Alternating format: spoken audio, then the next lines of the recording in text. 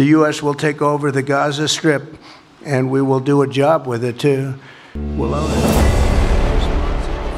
ফিলিস্তিনিদের তাড়িয়ে যুক্তরাষ্ট্রের গাজা দখলের ঘোষণায় বিশ্বজুড়ে ব্যাপকভাবে সমালোচিত হচ্ছেন মার্কিন প্রেসিডেন্ট ডোনাল্ড ট্রাম্প। এবার সে আলোচনায় নতুন মাত্রা যোগ করেছেন ইসরায়েলের প্রধানমন্ত্রী বেনিয়ামিন নেতানিয়াহু। স্বাধীন ফিলিস্তিনি রাষ্ট্র গঠনে বরাবরই সোচ্চার সৌদি আরব। দেশটিকে এবার অভিনব এক প্রস্তাব দিয়েছেন যুদ্ধবাজ নেতানিয়াহু। তিনি বলেছেন, যেহেতু সৌদির প্রচুর ভূমি রয়েছে, তাই দেশটি চাইলে নিজের ভূখণ্ড থেকে কিছু জমি দানের মাধ্যমে একটি স্বাধীন ফিলিস্তিন রাষ্ট্র গঠন করতে পারে।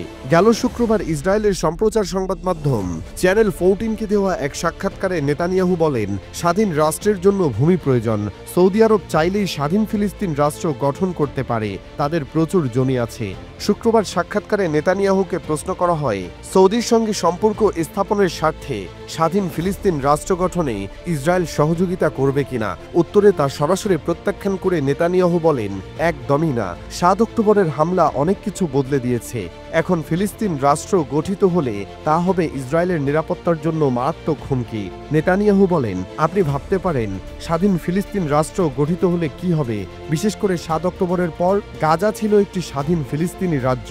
হামাস সেই রাজ্য চালাতো এবং আপনারা সবাই জানেন যে সেখান থেকে আমরা কি পেয়েছি।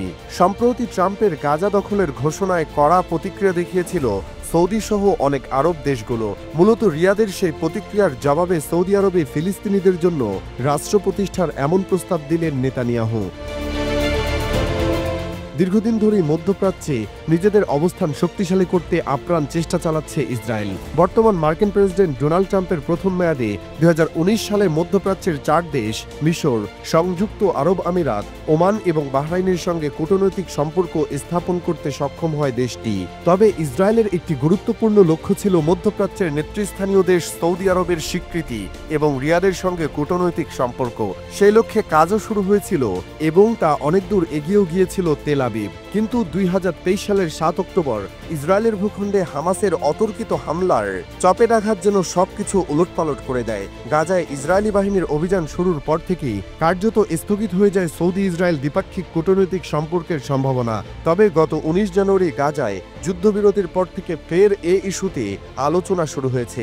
সৌদির ক্রাউন প্রিন্স মোহাম্মদ বিন সালমান অবশ্য সম্প্রতি স্পষ্টভাবে জানিয়েছেন, গাজা, পশ্চিম তীর ও পূর্ব জেরুজালেমের সমন্বয়ে স্বাধীন ফিলিস্তিনি রাষ্ট্র গঠিত না হলে ইসরায়েলকে স্বীকৃতি দেবে না রিয়াদ।